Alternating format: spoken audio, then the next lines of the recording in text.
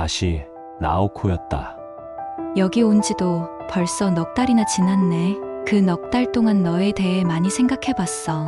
그리고 생각할수록 내가 너에게 공정하지 못했던 것은 아닌가 하고 생각하게 되었어. 나는 너에게 비슷한 입장으로서 공정하게 행동해야 했다고 생각해. 그런 태도로 널 이리저리 끌고 다니며 상처를 주었던 것 같아. 그렇지만 그러는 가운데 나 스스로도 방황했고 스스로에게 상처를 주기도 했어. 정당화하려는 게 아니라 사실이 그랬으니까. 만일 내가 너의 내면에 어떤 상처를 남겼다면 그것은 너만의 상처가 아니라 나의 상처이기도 해. 그러니까 그 때문에 날 미워하지 마. 나는 불완전한 인간이야. 너의 생각보다 훨씬 더 불완전한 인간이야. 그래서 더욱 너에게 미움을 받고 싶지 않아. 너에게 미움을 받는다면 난 정말 산산이 부서져 버릴 거야. 나는 너처럼 자신의 껍질 속에 자연스럽게 들어가 살아갈 수 없는 사람이야. 이곳에 있는 사람들은 직접 키운 과일이나 채소를 먹으며 살아. 물론 고기나 생선도 먹지만 여기 있다 보면 그런 걸 먹고 싶다는 느낌이 점점 엷어지는 것을 깨닫게 돼. 그 밖의 시간에는 책을 읽고 레코드를 듣고 뜨개질도 해. 텔레비전이나 라디오는 없지만 그 대신에 꽤 괜찮은 도서관이 있고 레코드 보관실도 있어. 레코드 보관실에는 교향곡 전집에서 비틀즈까지 있어서 난 늘 거기서 레코드를 빌려다가 방에서 듣곤 해. 이 시설의 유일한 문제점이라면 일단 여기 들어오면 바깥으로 나가는 것이 내키지 않거나 두려워진다는 거야. 이곳에 있는 한 평화롭고 마음이 안정돼. 자신의 뒤틀림에 대해서도 자연스러운 태도를 가질 수 있고 스스로가 회복되었다는 느낌을 받아. 그렇지만 과연 바깥 세계가 우리와 같은 느낌으로 우리를 받아들여 줄지 확신을 가질 수 없어. 담당 의사는 내가 슬슬 외부 사람과 접촉을 시작할 만한 시기에 이르렀다고 해. 외부 사람이란 다시 말해 정상적인 세계의 정상적인 사람이 되겠는데 그런 말을 들으면 난 너의 얼굴밖에 떠오르지 않아. 그러나 이런 말을 한다고 해서 나에 대해 부담을 느끼지는 마. 난 누군가에게 짐만은 되고 싶지 않아. 난 나에 대한 너의 호의를 느끼고 그것을 기쁘게 생각하고 그런 기분을 솔직히 너에게 전할 따름이야. 아마도 지금 나는 그런 호의가 절실히 필요해. 만일 내가 여기 적은 것들 가운데 뭔가가 너를 부담스럽게 한다면 사과할게. 용서해줘. 이전에도 썼다시피 나는 너가 생각하는 것보다 더 불완전한 인간이거든. 때로 이런 식으로 생각해 보곤 해. 만일 나와 너가 아주 정상적이고 평범한 상황에서 만나고 서로에게 호감을 느꼈다면 도대체 어떻게 되었을까 하고, 그리고 기지키가 없었다면 어떻게 되었을까? 그렇지만 이 만약이 너무도 크네. 이 시설은 평범한 병원과는 달리 원칙적으로 면회는 자유로워. 식사도 같이 할 수 있고 숙박시설도 있어. 사정이 허락할 때 한번 와줄래? 편지를 읽고 와타나베는 배낭에 갈아입을 옷과 세면도구를 넣었다. 그리고 다음 날 아침에 일어나 급히 세수와 면도를 하고 아침까지 건너뛰며 열차에 타올랐다. 요양소에 도착하자 마주한 건 나오코가 아닌 나오코의 룸메이트인 레이코였다. 중년으로 보이는 그녀는 나오코를 만나기 전 들어야 할 설명들이 있다고 하였다. 이곳은 통상적인 병원과 달리 의사와 환자가 명확히 구분되지 않는다고 하였다. 여기에서 우리는 스스로 서로가 서로를 도와. 우리는 서로의 거울인 셈이지. 의사는 우리의 동료고 우리를 지켜보다가 뭔가가 필요하다는 판단이 서면 자연스럽게 다가와서 도와주는데, 우리도 어떤 경우에는 그들을 돕기도 해. 왜냐하면 어떤 경우에는 우리가 그들보다 더 뛰어나니까. 예를 들면 난 어떤 의사에게 피아노를 가르쳐주고 어떤 환자는 간호사에게 프랑스어를 가르쳐주고 그런 식이야. 여기에서는 우리 모두가 평등해. 전 어떻게 하면 되나요? 자긴 나오코를 돕고 나오코는 자기를 돕는 거지. 마음 놓고 하고 싶은 말은 다 해도 돼. 내가 곁에 있다는 건 신경 쓰지 말고.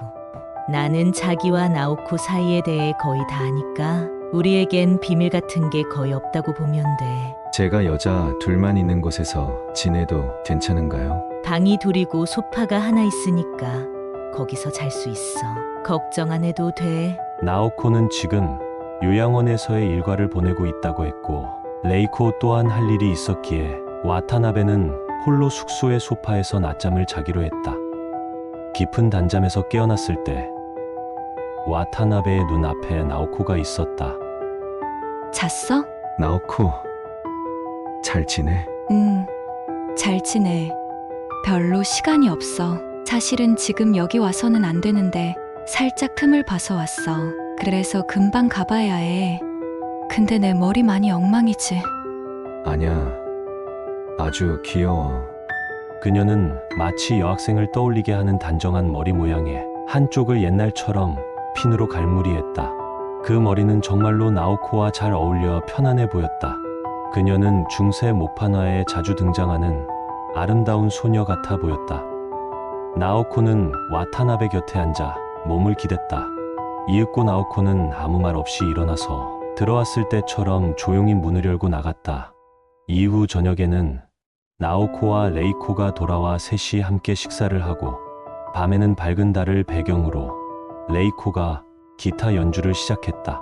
나오코는 레이코에게 비틀즈의 음악을 쳐달라고 했다. 나오코가 오후부터 날이면 날마다 비틀즈를 쳐야 해. 그녀는 그렇게 말하면서 미쉐를 아주 멋들어지게 쳤다. 그 다음 그녀는 노웨어맨을 치고 줄리아를 쳤다. 때로 기타를 치면서 눈을 감고 고개를 흔들었다. 노르웨이 숲 부탁해. 나오코가 말했다. 레이코가 부엌에서 고양이 저금통을 들고 오자 나오코가 지갑에서 백엔 동전을 꺼내 거기에 넣었다. 내가 노르웨이의 숲을 신청할 때마다 여기에 백엔을 넣기로 되어 있어.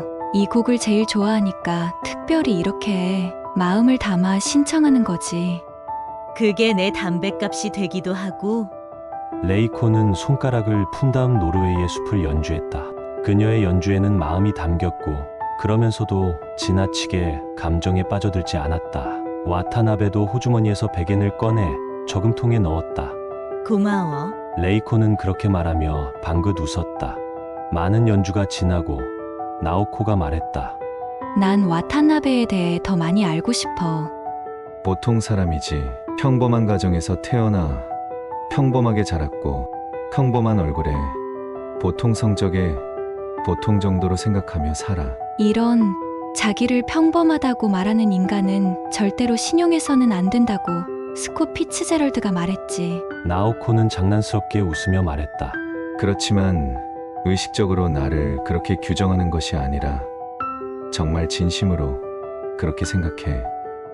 내가 평범한 사람이라고.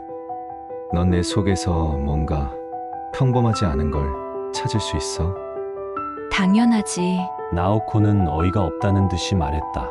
넌 그런 것도 몰라? 그렇지 않았으면 왜 내가 너랑 잤을까?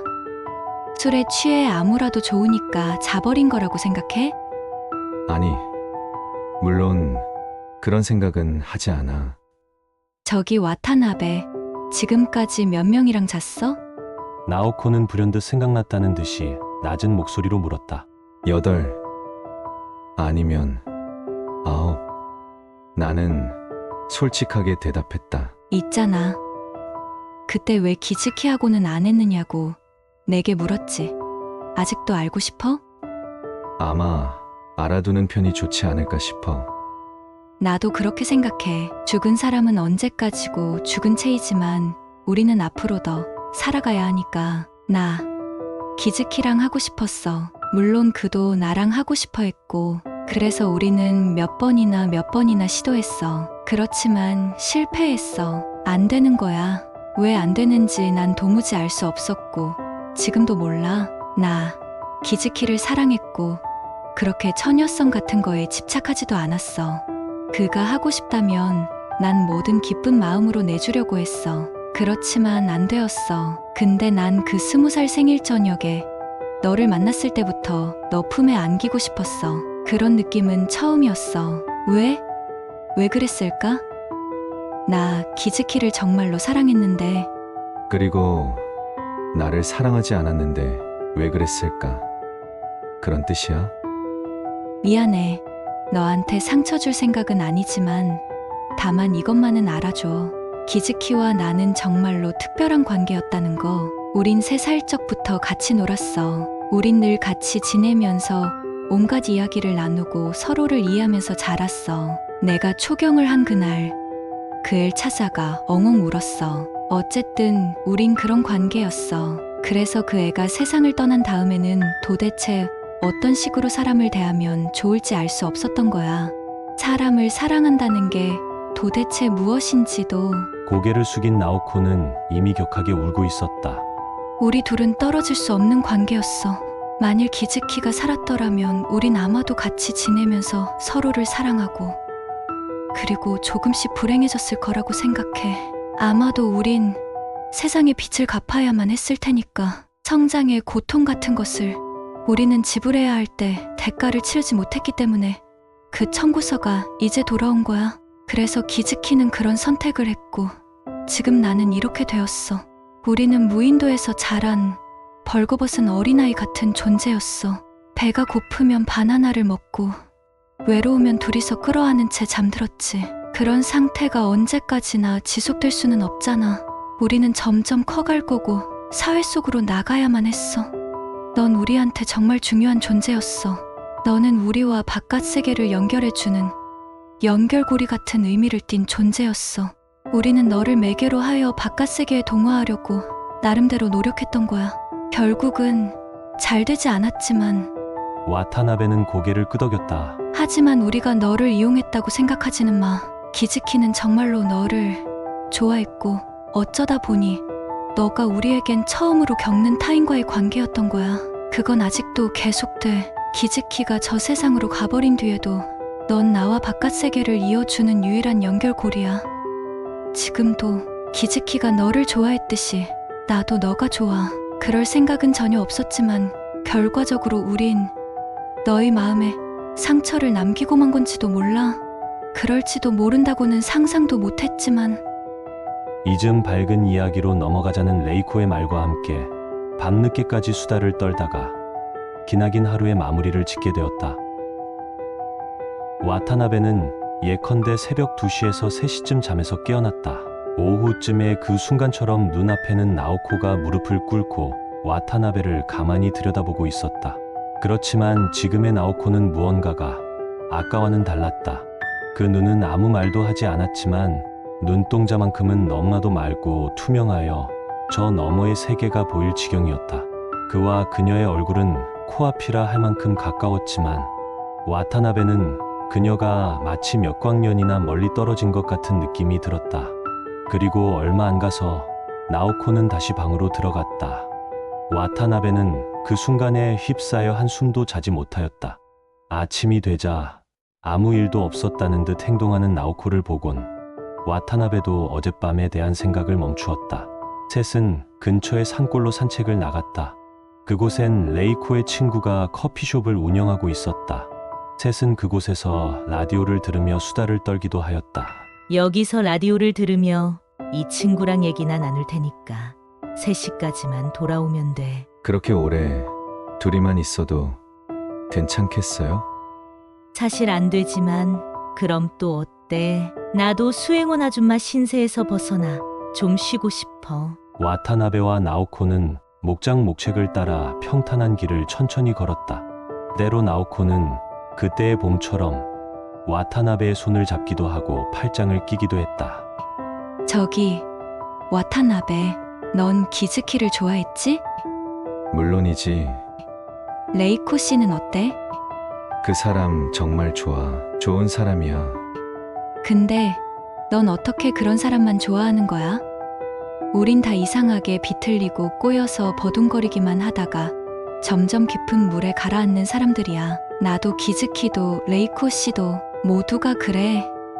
왜 좀 제대로 된 사람을 좋아할 수 없는 거야? 그건 내 눈에는 그리 보이지 않기 때문이지. 너도 기즈키도 레이코 씨도 이상해 보인다는 생각이 들지 않아. 내 눈에 좀 이상해 보이는 인간들은 모두 당당히 바깥 세계를 돌아다니고 있어. 가끔가다 밤중에 눈이 떠지면 견딜 수 없을 만큼 두려워. 마치 기즈키가 어둠 속에서 손을 뻗으며 나를 부르는 것 같은 느낌이 들어. 나오코, 우린 떨어져 살 수 없어.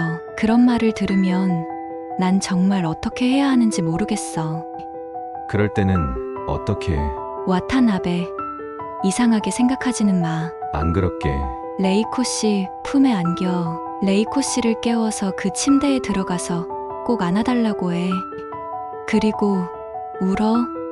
그녀가 나를 쓰다듬어줘. 가슴 저 안쪽이 따스해질 때까지. 이런 거 이상해? 안 이상해. 레이코 씨 대신에 내가 안아주고 싶은데. 지금 안아줘.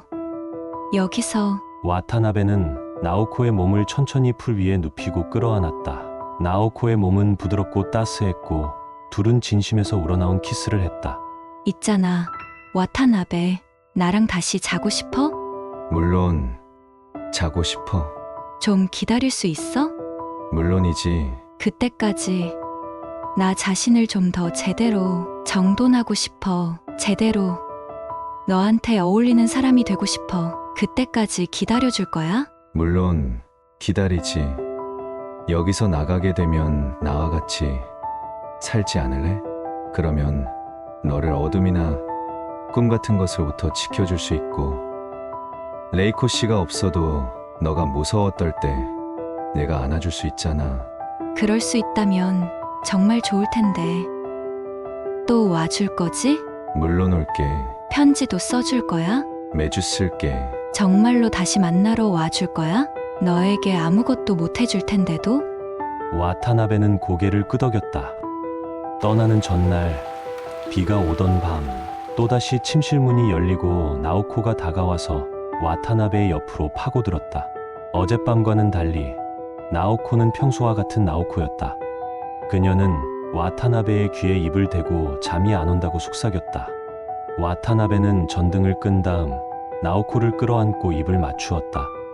어둠과 빗소리가 부드럽게 둘을 감쌌다.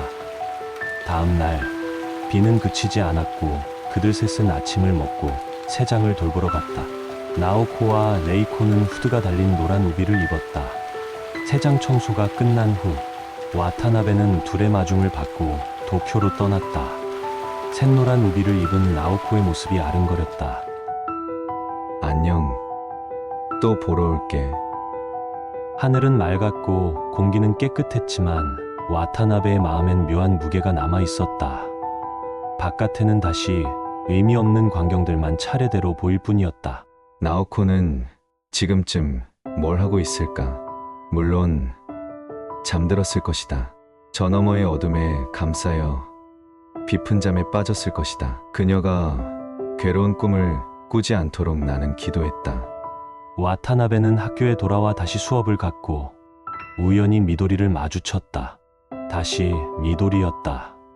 와타나베, 왠지 멍한 얼굴이야. 여행하고 와서 좀 피곤해. 별다른 일은 없어. 나하고 술이라도 마시고 힘내. 나도 너랑 술 마시고 힘내고 싶어. 좋지? 좋아. 그럼 마시러 가. 와타나베는 한숨을 내쉬며 말했다. 저기, 지난 일요일 나한테 키스했지? 이런저런 생각을 해봤는데 그거 좋더라. 무지. 그거 다행이네. 그거 다행이네. 미도리는 와타나베의 말을 반복했다. 너 정말 말투가 특이해. 그런가? 그건 뭐 그렇다 치고 나 이런 생각했어.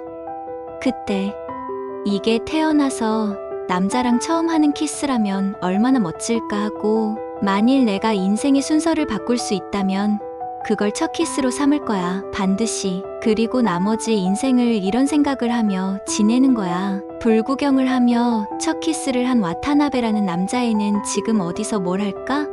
노인이 된 지금 하고. 어때? 멋지지 않아? 멋지겠다. 근데 왜 그렇게 멍해 보여? 다시 한번 묻는 거지만 아마도 아직은 이 세상이 낯설어서 그럴 거야. 여기가 진짜 세계가 아닌 것 같은 느낌이 들어. 사람들도 주변 풍경도 왠지 진짜가 아닌 것 같아 보여. 저기 와타나베, 이번 일요일 나랑 있어줄래? 좋아. 일요일 아침에 너희 기숙사로 데리러 갈게. 괜찮아? 좋아. 아무 문제 없어. 둘은 일요일 역에서 전철을 타고 오차노미즈까지 갔다. 미도리는 아주 짧은 스커트를 입고 문 남성들의 시선을 한 몸으로 받고 있었다. 우리 어디로 가고 있는 거야? 병원. 아빠가 입원해서 내가 돌봐야 하거든. 와타나베는 깜짝 놀라서 물었다. 아버지는 해외에 가셨잖아. 거짓말이었어. 그거. 미도리는 혀를 쏙 내밀고 말했다. 그 사람은 옛날부터 해외에 가겠노라고 외쳐댔지만 어떻게 갈 수 있겠어. 도쿄 바깥에도 제대로 나가본 적이 없는데 좀 어떠신데? 말하자면 시간 문제야. 엄마가 앓던 병하고 똑같아서 잘 알아. 뇌종양? 믿어져? 2년 전에 엄마도 그걸로 죽었는데 이번에는 아빠가 뇌종양이야. 미도리의 아버지는 2인실 문쪽 침대에 누워 있었다. 누운 모습이 마치 상처를 입은 작은 동물처럼 보였다.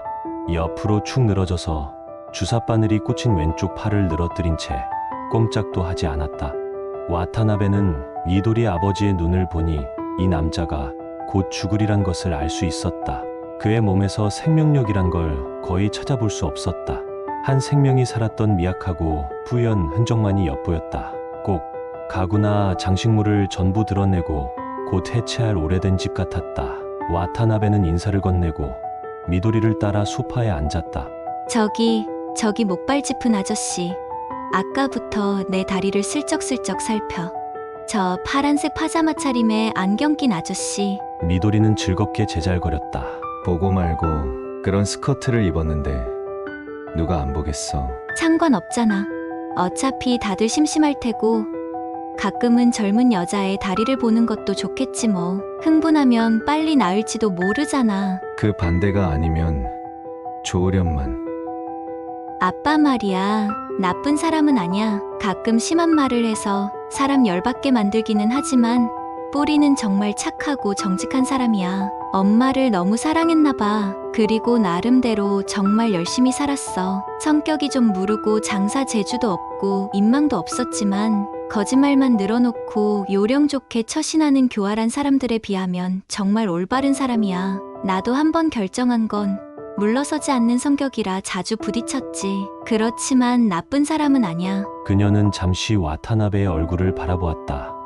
와타나베, 이런 데라서 정말 미안하지만 조금 더 나랑 같이 있어 줄 수 있어?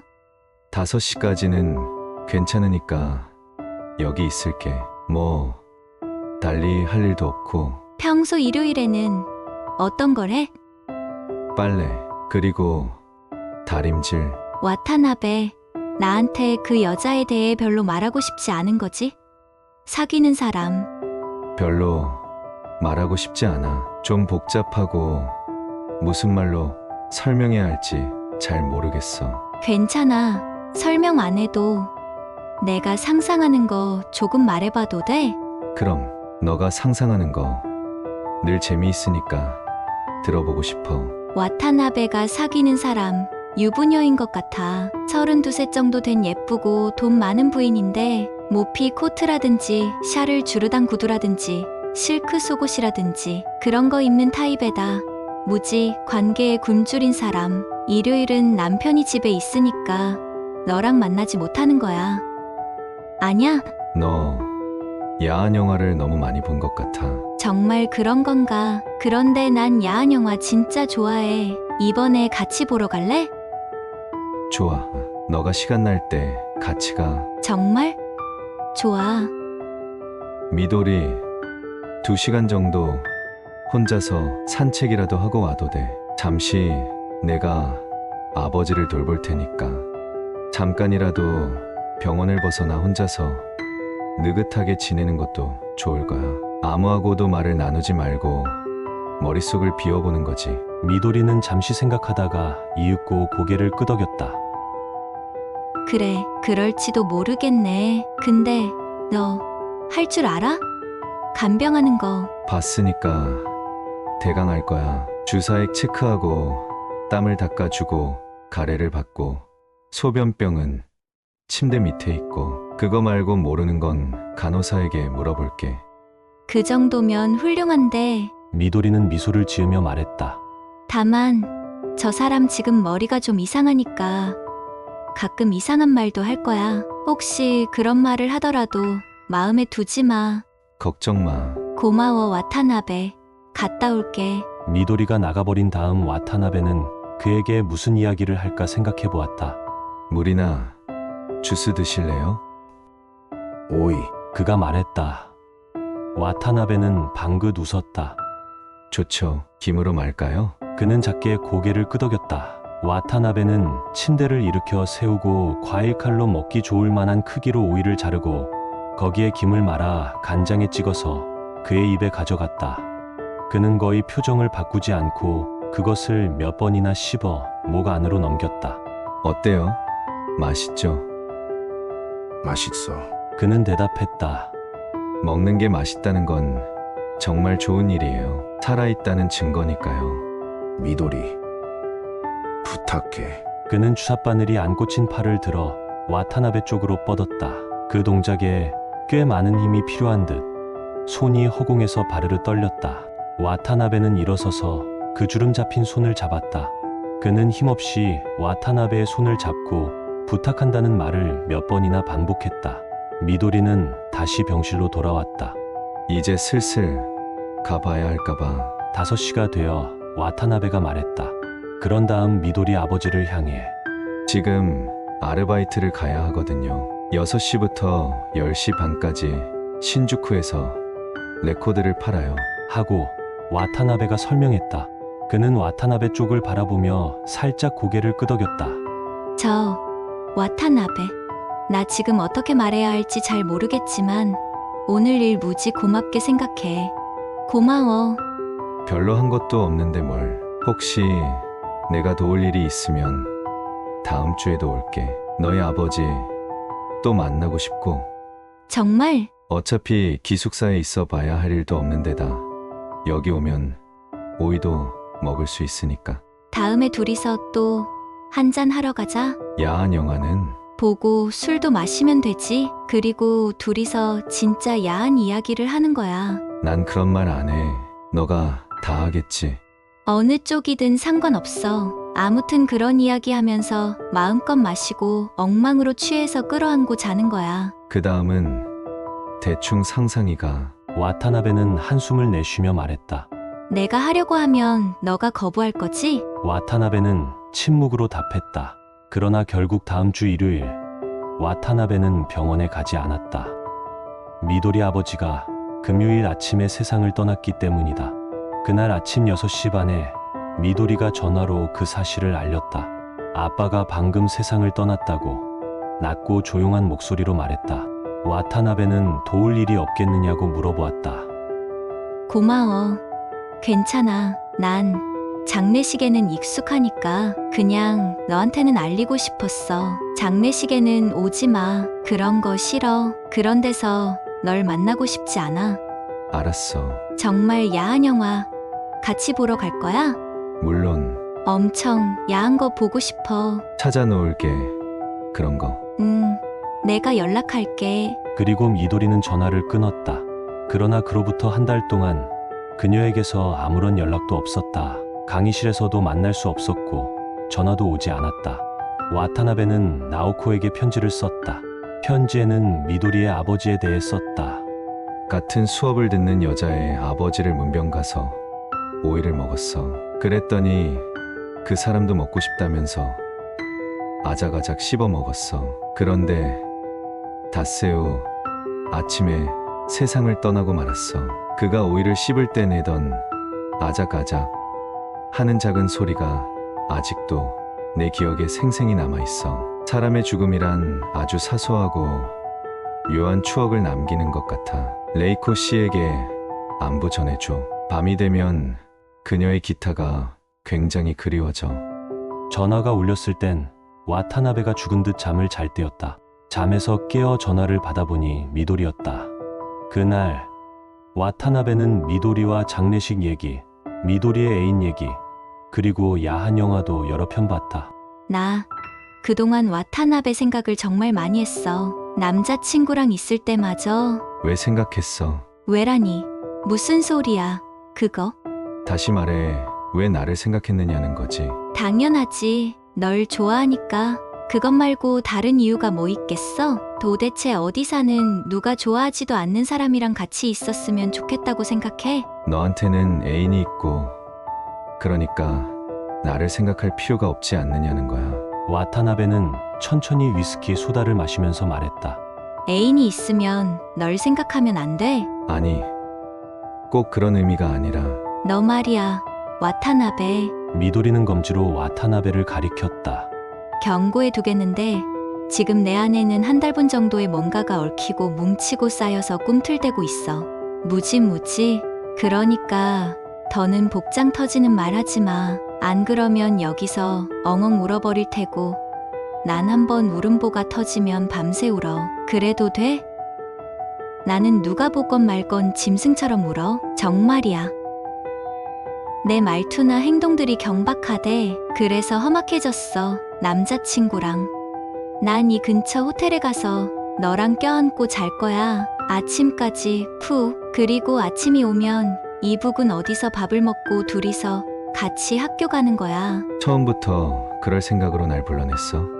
당연하지. 그런 거라면 나 말고 남자친구를 불러내면 되잖아. 그게 맞을 것 같은데 애인이란 거 그런데 써먹기 위해 존재하는 거니까. 그렇지만 난 너랑 같이 자고 싶어. 그럴 수는 없어. 나도 여자랑 자면 당연히 하고 싶어지고 그걸 참느라 고생하기 싫어. 진짜 억지로 해버릴지도 몰라. 그렇지만 나 외로워. 무지 외로워. 미안해. 주는 것도 없이 요구만 잔뜩 하고 내 멋대로 말하고 불러내고 끌고 다니고. 그렇지만 내가 그럴 수 있는 상대는 너뿐이야. 지금까지 20년 인생에서 나는 어리광 한 번 부리지 못했어. 부모님도 그렇고 남자친구조차도. 내가 어리광 부리면 화만 내. 그리고 싸워. 이런 거 너한테밖에 못한단 말이야. 그리고 난 지금 정말로 피곤하고 괴로워. 누군가한테 귀엽고 예쁘다는 말을 들으면서 자고 싶어. 그냥 그뿐이야. 자고 일어나서 힘만 되찾으면 다시는 이런 거 너한테 요구하지 않을게. 정말 얌전하게 잘게. 호텔 같은 데는 가지 말자. 그런 데 가봐야 마음만 허해져. 그러지 말고 너희 집에 가자. 내가 잘 입을 정도는 있겠지? 내가 잠들기 전까지 곁에서 안아줄 거지? 응, 그럴게. 와타나베는 미도리의 작은 침대 끝에서 몇 번이나 아래로 떨어질 뻔했지만 그녀의 몸을 끌어안았다. 성적으로 흥분될 환경은 아니었다. 와타나베의 코끝에 미도리의 머리가 닿고 그 짧은 머리카락이 때로 코를 간지럽혔다. 무슨 말이든 좀 해봐. 무슨 말? 뭐든 좋아. 내가 기분 좋아질 수 있는. 너 정말 귀여워. 미도리. 이름 붙여서. 정말 귀여워. 미도리. 정말이라면 얼마나? 산이 무너지고 바다가 말라버릴 만큼 귀여워. 너 표현이 정말 참신해. 너한테 그런 말 들으니까 마음이 푸근해지네. 더 멋진 말 해봐. 미도리, 너가 정말로 좋아. 얼마나 좋아? 봄날의 곰만큼 좋아. 봄날의 곰? 미도리가 고개를 들었다. 그게 뭔데? 봄날의 곰이? 너가 봄날 들판을 혼자서 걸어가는데 저편에서 벨벳 같은 털을 가진 눈이 부리부리한 귀여운 새끼곰이 다가와. 그리고 너랑 새끼곰은 서로를 끌어안고 토끼풀이 무성한 언덕빛 아래서 대굴대굴 구르며 하루 종일 놀아. 그런 거 좋아하잖아? 정말로 좋아. 그 정도로 너가 좋아. 미도리는 와타나베에게 꼭 안겼다. 최고야. 미도리, 아무 걱정하지 마. 모든 게 잘 될 거야. 그렇지만 무서워. 그 말을 뒤로 하고 미도리는 고이 잠에 들었다. 날이 밝자 와타나베는 미도리에게 쪽지를 남겼다. 날이 밝아. 이제 돌아가. 안녕. 그리고 잠시 망설이다가 잠든 너의 모습이 정말 예뻐. 라고 덧붙였다. 기숙사엔 편지가 와 있었다. 다시 나오코였다.